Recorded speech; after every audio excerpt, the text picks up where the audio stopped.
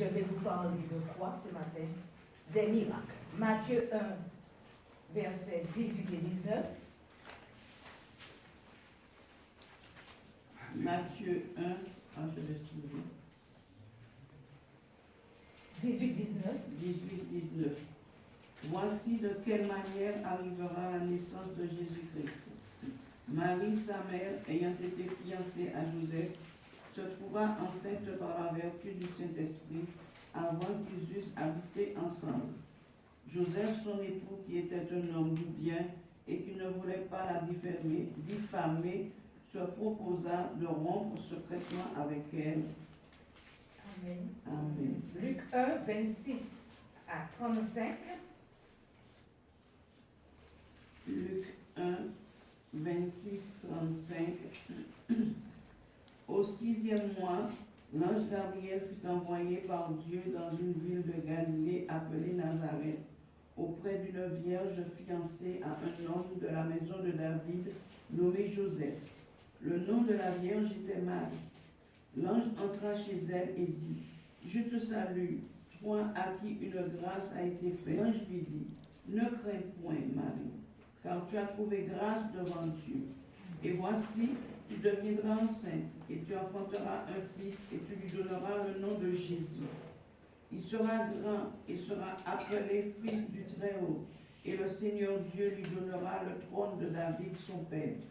Il régnera sur la maison de Jacob éternellement, et son règne n'aura point de fin. » Marie dit à l'ange, « Comment cela se fera-t-il, puisque je ne connais point d'homme ?»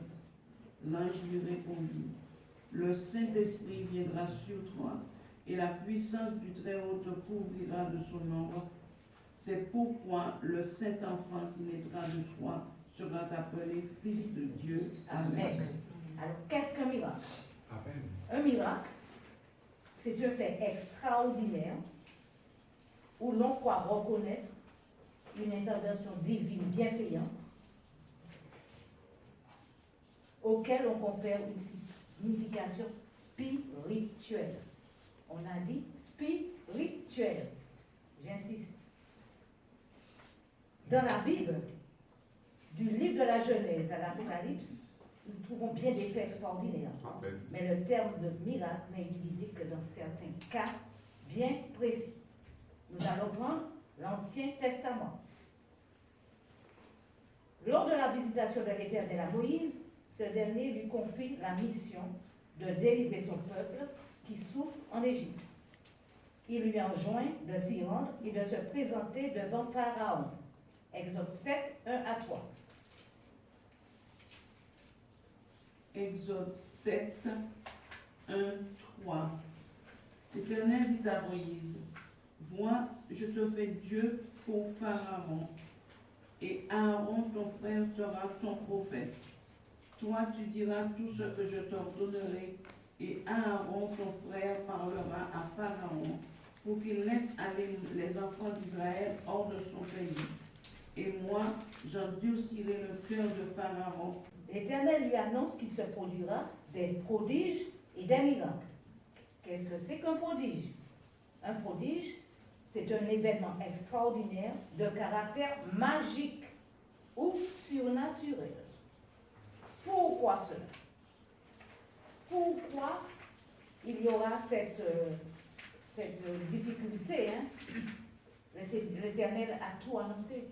Il a dit qu'il va endurcir le cœur de Pharaon.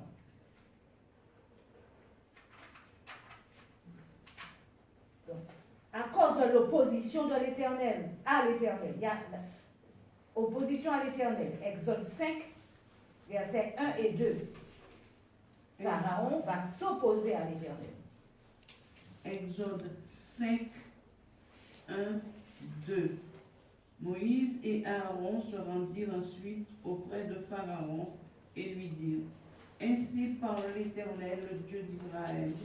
Laisse aller mon peuple pour qu'il célèbre au désert une fête en mon honneur. » Pharaon répondit, « Qui est l'Éternel pour que j'obéisse à sa voix en laissant aller Israël? Je ne connais point l'Éternel et je ne laisserai point aller Israël. » Amen. l'Éternel avait dit qu'il allait endurcir le corps de Pharaon. Cette même idée est reprise dans le psaume 135, verset 9.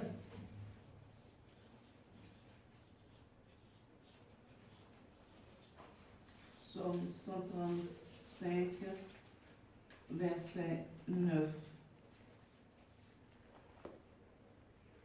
Il envoya des signes et des miracles au milieu de toi, Égypte, contre Pharaon et contre tous ses serviteurs. Amen. Amen. Dans 1 Chronique 16, verset 12,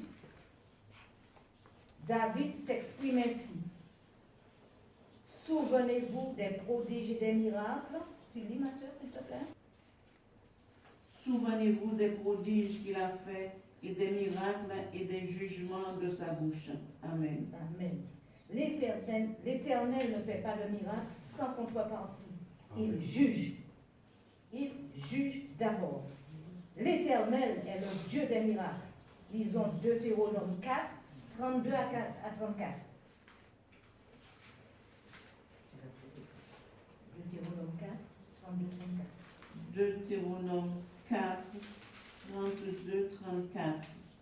Interroge les temps anciens qui t'ont précédé depuis le jour où Dieu créa l'homme sur la terre et d'une extrémité du ciel à l'autre, il eut-il jamais si grand événement et a-t-on jamais 8 choses semblables? Fut-il jamais un peuple qui entendit la voix de Dieu parlant du milieu du feu comme tu l'as entendu et qui soit demeuré vivant? Amen. Amen. On va passer maintenant au Nouveau Testament. L'Éternel, manifesté en chair, en la personne de Jésus, fit son premier miracle à Cana. Jésus est invité avec sa mère et ses disciples, Jean 2, verset 11. Pendant les noces, le vin manque. Jean 2, verset 11. Jean 2, verset 11. Tel fut à Cana en Galilée le premier des miracles que fit Jésus.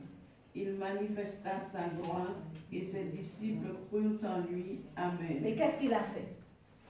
Versets 6 à 8, il change l'eau en vin. Or, il y avait là 6 vases de pierre destinés aux purifications des Juifs et contenant chacun 2 ou 3 mesures. Jésus leur dit, remplissez d'eau ces vases, et ils les remplirent jusqu'au bord. Puisez maintenant, leur dit-il, et portez-en à l'ordonnateur du repas. Jésus n'a cessé de faire des miracles, ce qui lui a attiré beaucoup de curieux. Les gens se posaient beaucoup de questions. Marc 6, verset 1-2.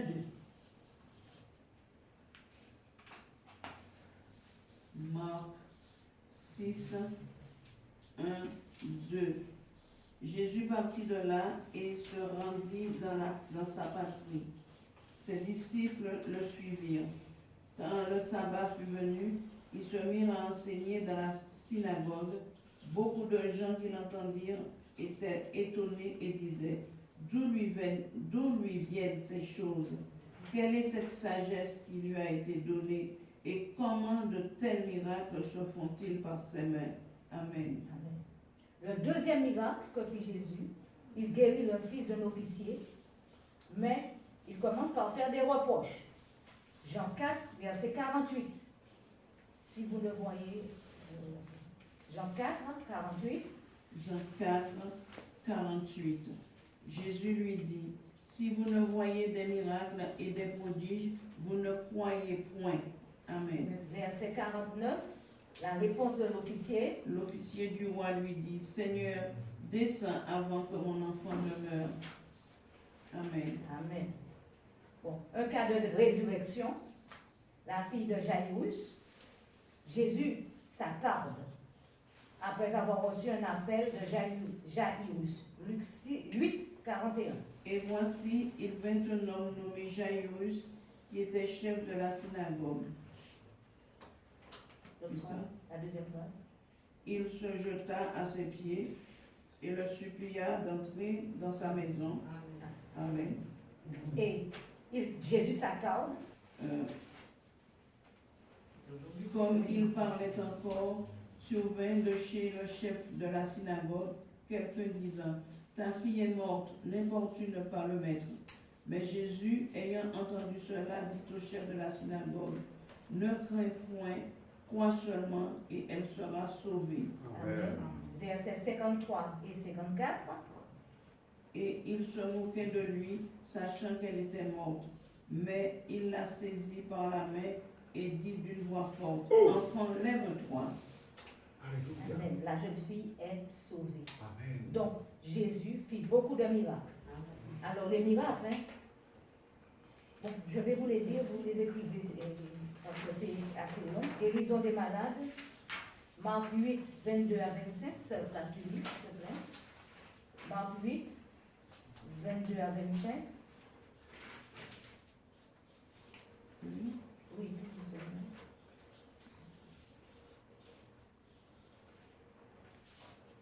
Marc 8, 22, 25.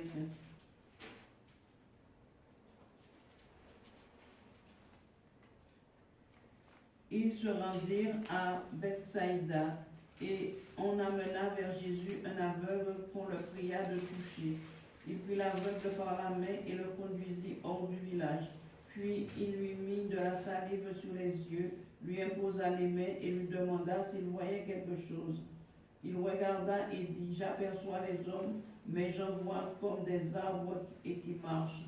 Jésus lui mit de nouveau les mains sur les yeux et, quand l'aveugle regarda fixement, il fut guéri et vit tout distinctement. Amen. délivrance de 2 démoniaques. Matthieu 8, 28, 34. Lorsqu'il fut à l'autre bord, dans le pays des Gadaréniens, 2 démoniaques, sortant des sépulcres, vinrent au-devant de lui. Ils étaient si furieux que personne n'osait passer par là. Et voici, ils s'écrièrent, qu'y a-t-il entre nous et toi, fils de Dieu? Es-tu venu ici pour nous tourmenter avant le temps? Il y avait loin d'eux un grand troupeau de pourceaux qui paissaient. Les démons priaient Jésus, disant, si tu nous chasses, envoie-nous dans ce troupeau de pourceaux. Et il leur dit, allez. Ils sortirent et entrèrent dans les pourceaux. Et voici tout le troupeau se précipita des pentes escarpées dans la mer, et ils périrent dans les eaux. Ceux qui les faisaient paître s'enfuirent et allèrent dans la ville raconter tout ce qui s'était passé et ce qui était arrivé aux démoniaques. Alors toute la ville sortit à la rencontre de Jésus, et dès qu'ils le virent, ils le supplièrent de quitter leur territoire. Amen. Amen. Alors, maintenant, Marc 9, 17, 18. Hallelujah. Jesus Christ. Marc 9, 9, 17, 18. Marc 9, 17, 18. Et un homme de la foule lui répondit, Maître, j'ai amené auprès de toi mon fils qui est possédé d'un esprit muet. En quelque lieu qu'il le saisisse, il le jette par terre. L'enfant écume, dresse des dents et devient tout raide. Race incrédule, leur dit Jésus, jusqu'à quand serai-je avec vous? Jusqu'à quand vous supporterai-je? Amenez-le-moi. On le lui amena. Amen. Amen. Un aveugle, il guérit un aveugle. Marc 8, 22, 25. On a déjà lu. Bon, un boiteux paralytique, Matthieu 4, verset 24. Matthieu. Ce sont des délivrances et des guérisons en même temps. Hein? Amen. Matthieu 4, 24. Matthieu 4, 24.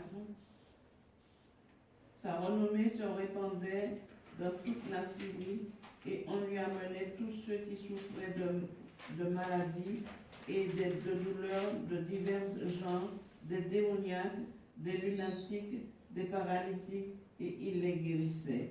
Amen. Nous connaissons aussi la parole qui nous dit qu'il y a la multiplication des pains Oui. pour 5000 hommes. Luc 9, 12 à 17. On ne va pas lire, hein, on va écrire simplement. Multiplication de pain pour 5000 hommes. Luc 9, 12, 17. Et 4000 hommes, Marc 8, 1 à 9. Luc 9, 12, 17. Et Marc 8, 1 à 9. Mais ce n'est pas seulement Jésus qui a fait Merci Seigneur. des miracles. Oh! Il a transmis. Amen. Il a transmis ce don des miracles aux disciples. Amen. Et après à nous. Amen. Les disciples furent aussi des miracles par l'intervention du Saint-Esprit. Amen. Acte 3, 1 à 8. C'est la guérison de boiteux. On va pas lire, c'est long.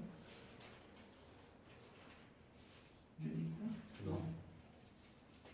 Acte 19, verset 11. Acte 19, 11. Et Dieu faisait des miracles extraordinaires par les mains de Paul. Amen. Amen.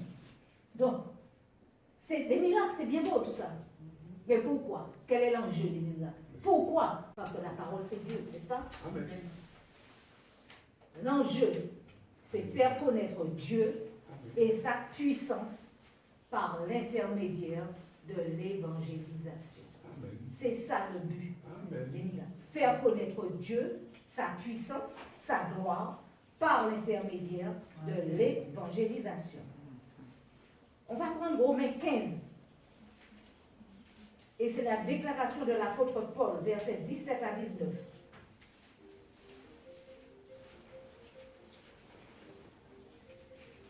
Romains 15, 17, 19. 17, 19. J'ai donc sujet de me glorifier en Jésus-Christ pour ceux qui regardent les choses de Dieu. Car je n'oserais mentionner aucune chose que Christ n'ait pas fait par moi pour amener les païens à l'obéissance par la parole et par les actes, par la puissance des miracles et des prodiges, par la puissance de l'Esprit de Dieu, en sorte que depuis Jérusalem et les pays voisins jusqu'en Illyrie, j'ai abondamment répandu l'évangile de Christ. Amen, c'est très très important. Pour amener les païens à l'obéissance par la parole et par les actes, par la puissance des miracles et des prodiges, par la puissance de l'Esprit de Dieu. Ainsi, depuis Jérusalem et les pays voisins jusqu'en Illyrie, j'ai abondamment répandu l'évangile de Christ. Amen. Amen. Voilà. Les miracles, les prodiges, c'est pour glorifier Dieu et amener les gens à le connaître et nous amener, nous qui étions des païens, à la vie éternelle. Amen. Et il y a une belle déclaration du même Paul, hein, dans Hébreux 2, verset 4. Dieu appuyant leur témoignage par des signes, des prodiges et divers miracles et par les dons du Saint-Esprit distribués selon sa volonté. Amen. Maintenant, on va passer à autre chose. Attention, les miracles peuvent être produits par l'ennemi qui imite. Amen. On revient au livre de l'Exode, où les sages, les enchanteurs, les magiciens imitaient Moïse. Moïse, Exode 7, verset 11. Exode 7, 11. Mais Pharaon appela des sages et des enchanteurs et les magiciens d'Égypte. Eux aussi en firent autant par leur enchantement. Amen. Alors faisons attention. Sachons si ces miracles et prodiges viennent de Dieu. Amen. Dans le Nouveau Testament, l'apôtre Paul déclare que l'Antéchrist fera également des prodiges et des miracles par la puissance de Satan. 2 Thessaloniciens 2, verset 9.